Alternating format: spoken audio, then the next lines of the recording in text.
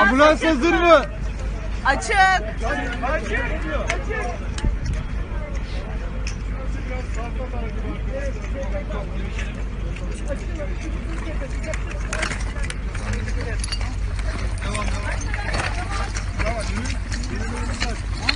Açın arkadaşlar, açın. Kaldır. Sibel. Dikkatli, yavaş. Önünüze bakın.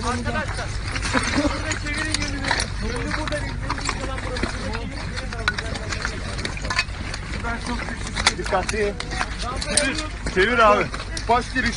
Tamam. Aldık. Bir dakika.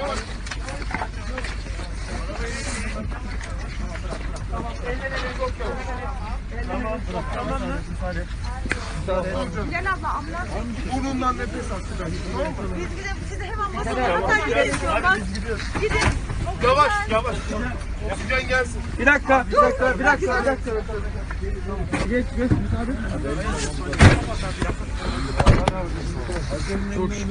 Çok şükür Allah'a şükür.